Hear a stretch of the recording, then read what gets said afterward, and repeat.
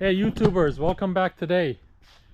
Got a new project that we're starting on here, a Mini Cooper S. I think this is a 2012 or 2013, newer generation. It's got the turbocharged engine, does not have the supercharger. Bought this locally from a guy that ran the car. Then the engine started to miss, took it to a local facility and they diagnosis that he's got low compression or zero compression on one or two of the cylinders. It runs, but it runs rough. So, I mean, overall the car's in pretty good condition. Got a little dent on the side of the back hatch here. Got a broken taillight's got a dent right there.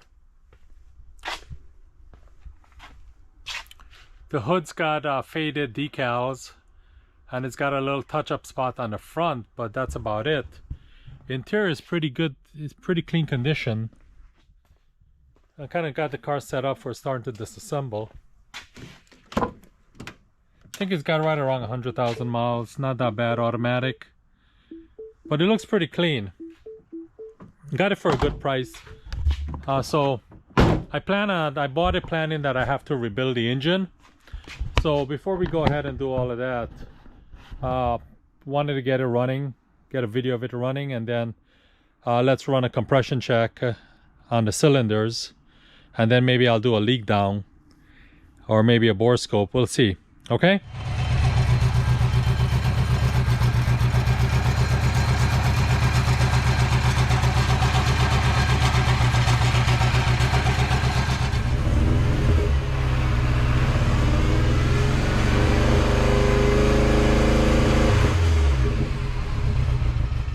Runs pretty rough.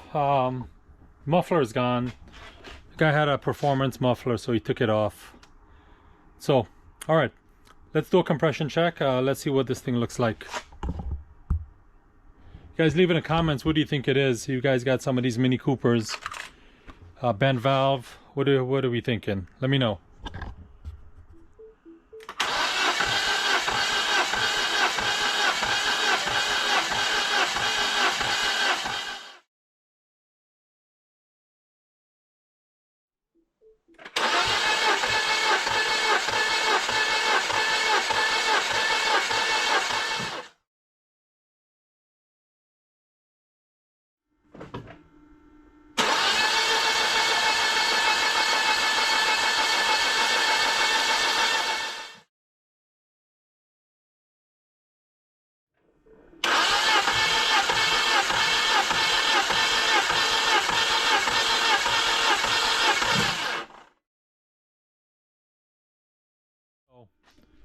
We know number 3 cylinder is dead.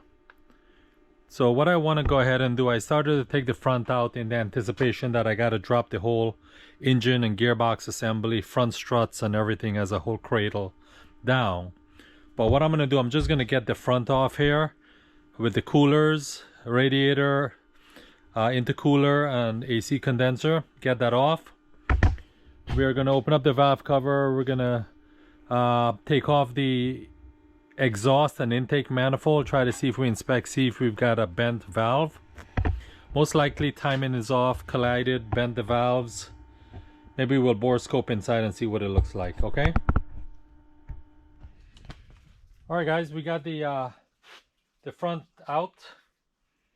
Disconnected the cooler, charger cooler, radiator hose, and disconnect the AC lines. And wiring for the fan, and wiring for the washer fluid, and wiring for the horn. That's about it. Now we're going to go ahead and get the shields off. We're going to take the exhaust manifold, disconnect it from the pipe, and disconnect the exhaust manifold from the head. Okay? Alright, a little bit of an update. Got the exhaust manifold off from the turbo. Disconnected wiring harness from the valve cover, and that's pretty much it. Just been disconnected, trying to isolate the turbo vacuum lines, wiring. So we want to be able to pull this whole turbo off of here.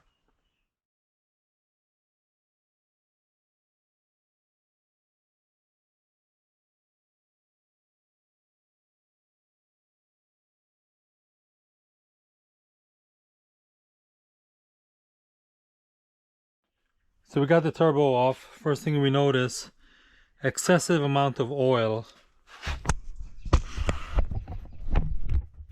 Excessive amount of oil leakage on the exhaust. Can't really see a whole lot inside there. I don't know if there's a broken valve or something. I haven't opened up the valve cover, but that's the first thing that I noticed right there. Alright, so next thing we're going to go ahead and do, we'll take off the valve cover, we'll take a look inside the valve cover, see what that looks like.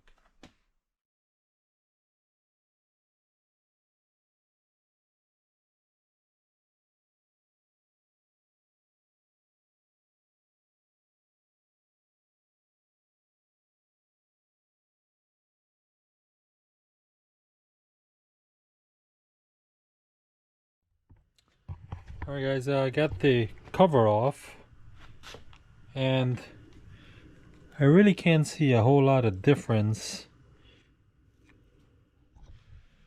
Alright guys, so we're back here today on the Mini Cooper. Got the front turbo off, turbo exhaust manifold.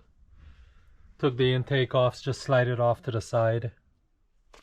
Next thing we're going to go ahead and check is the leak down. I suspect that I've got a bent valve on the exhaust side of number 3.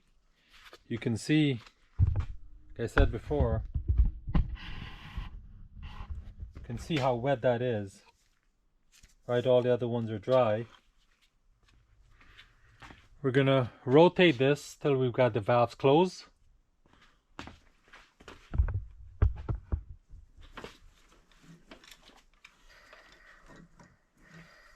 Okay.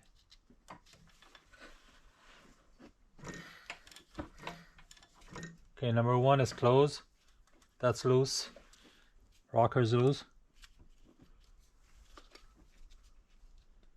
Rocker's loose. Rocker's loose. Number 1 is closed.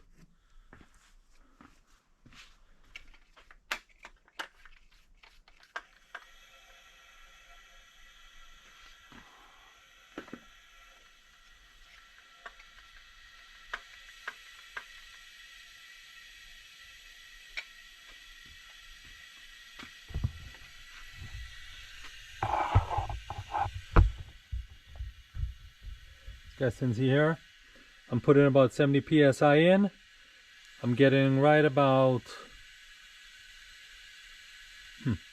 69.5. That's pretty close to 100%. It's close to pretty much to like maybe a 1% leakage. Number 2, 70 by 6 to 9, same thing. Less than 2% leakage.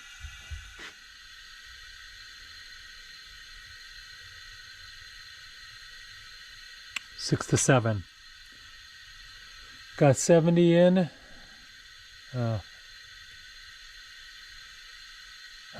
68. 0.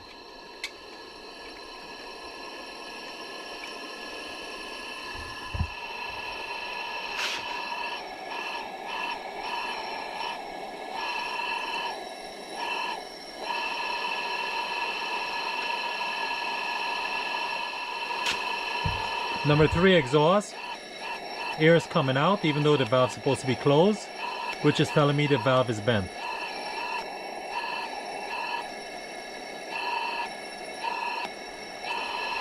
On the intake side, I don't feel any air. Intake valve is fine, exhaust valve is bent. I believe the exhaust valve is bent. So we'll take this head off, probably get it refurbished, put it on back. We'll inspect the cylinder bore. I'm not sure why it's bent.